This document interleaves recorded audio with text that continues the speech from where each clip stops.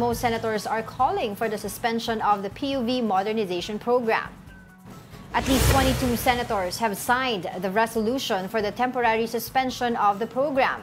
Senator Joel Villanueva, for one, says the provision of subsidy for drivers and operators is not clear. Some groups of modern jeepney drivers are set to hold a transport caravan to oppose the suspension. Mismong Land Bank officials, mismong DBP officials, mismong sila nagsabi na yung amount na, yung amount, 2 million, cost na gusto mong i-push dito sa modernization, napakataas. Ang average, 650 pesos a day. That's absurd. Kaysa naman malubog sa utang, syempre, mapipilitan po yung mga kababayan natin na huminto na lang sa biyahe, kumonte yung babiyahe, mawawala ng trabaho.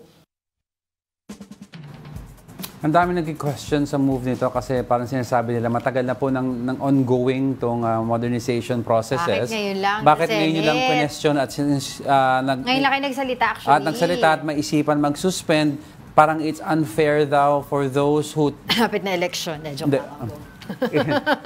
It's unfair daw for those who complied with the deadline and nagpakahirap mag-consolidate at mag-join ng mga kanya-kanyang cooperative. Ang part naman ng Senate, sinasabi nila hindi naman kinakancel. It's just that gusto nila i-suspend to review what needs to be done. Ang problema kasi, yung phase 1, halos ginawa na eh. Diba? So, siguro in the meantime, why don't we review IRR of the colorum who did not comply?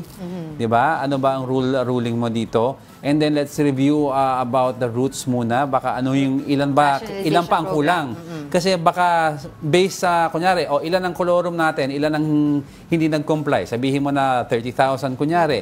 Let's take a look at the routes. Ilan ba ang kulang sa mga route? Okay, sa mga colorum, sa 30,000, we will give you a chance. Kailangan namin at least 15 from the 30,000 para mapunuan yung routes. Pwedeng ganun, pero yung to outrightly suspend, all of a sudden, when the others have complied. Yun nga sinasabi ng iba ng mga nakapag-comply na sila ay magkakaroon naman ng strike kasi paano naman daw sila already move forward. Sumunod na sila eh. Pero yun nga, ang sa akin naman, ang okay magkaroon ng modernization program basta hindi mahuhuli yung mga karamihan sa atin ng mga jeepney drivers because yan ang nagiging reklamo ngayon, di ba? Of course, okay, maganda yun, magkakaroon sila ng sweldo, magiging maganda sa environment, mas maayos yung magiging sasakyan. Ang problema kasi, yung mababaon sa utang, yung mga jeepney drivers, dahil nga sa kakailanganin nilang pagkuha, pagpapagawa nga nitong modern jeepneys. Na nung before that, ay pinupush nga nila itong parang minibus. So, nagkaroon lamang, ito yung nakita ko lang observation ko, nagkaroon lang ng suggestion ito sila Elmer Francisco na pwede naman pala maging modernized and then we can still retain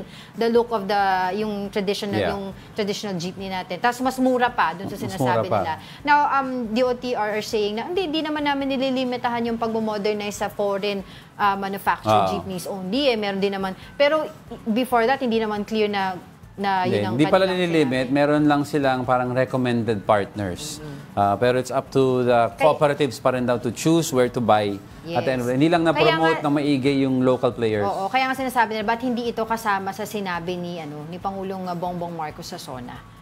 Diba? Kasi magulo pa siguro sila on what to do about it and as of this moment lang, hindi nila alam kung ano yung magiging direksyon ng PUV. Maraming mga maraming mga sinasabi na, sige, implementation ng PUV modernization program. Saan yung ilalagay? Yung mga may impound. Number 2, yung colorum guidelines. Hanggang ngayon, hindi pa nila binababa yun. Rin, sabi kasi rin ng iba, and before we go, move on quickly, it also sets a bad precedent na moving forward, if there are some programs that the government has already implemented, kung ayaw ng isa, urong sulong, di ba? While it's nice that you listen also as a leader, magli-listen, but sometimes there are times you have to put your foot down to show that you are in control of the Ako ay situation. importante, dapat maayos yung implementation. Maayos, nito. pero ako sana we move forward with this because it's about time to rationalize routes. Other countries are doing it. Italy is doing it. The US is doing it. Germany is But not at the doing it. expense of the jeepney drivers Ay, historic- na hindi na hindi makakasunod Oh, dito dahil ang hindi pa question, sila ready. Oh. may hindi nakasunod na jeepney driver, meron din mga nakasunod. Kung may nakasunod, bakit hindi makasunod ang iba? Yun ang point nun Because itong mga hindi nakasunod, nakakita sila ng, ng butas dito sa modernization program na ito na dapat i-address din ng pamahalaan. These other people daw who already nakasunod, they also said may nakita silang butas. But they'd rather follow daw the law and then later on question it how to improve it. Parang ang point nila is magtulungan na lang. Let's push through with it, pero let's improve it together. Kasi at the end of the day, tayo lahat ang tatamaan nito. Riders, commuters, lahat. So might as well, I will follow, pero in a legal way, I will voice my dissent and opinion. That's why importante, mas malinaw yung implementation Kasi kung nitong PUV modernization. Wala tayong oras. Hindi, sawang-sawa na ako sa Tigil Pasada Rally. Hindi, ang napeperwisyo ang Nasabi tao mo lang yan kasi di ka naman sumasakay ng jeep. Hindi yan. I mean, precisely because I see others who cannot ride, who have no Yung cars. iba na kawawa naman Nahihirapan yung iba. sila. Yan ang point ko. Yung iba namang marami, thousands of jeepney drivers ang mawawalan Okay, lastly, trabaho before we at go. yung mga pamilya nila mawawalan ng... Diba? Sila yung mga ibang nagagalit na sinasabi nila na, ayaw sa We're speaking in PUV. Oh. No, yung ayaw sa PUV. Kawawa daw ang pasahero pag na-disenfranchise sila at naging kolorum sila. And that, how do they reply, how do they voice their opinion? By making a tigil pasada. O di ganun din, hindi nyo diba, parang kinontra mo sarili mo, nagtigil pasada ka para hindi makasakay ang mga tao, para i-paralyze yung commuting public. Ayusin nila yung Go, rationalize the route, fix the commuting. Wala akong sinasabing ayoko ng Sumunod sa batas. PUV modernization program. Sinasabi ko, ayusin nila, walang maiiwan. Bakit ako? Sumusunod sa batas sa asawa. Sumunod lahat kayo sa batas. Sumunod ka na, wala na tayong oras. Sunod na sunod.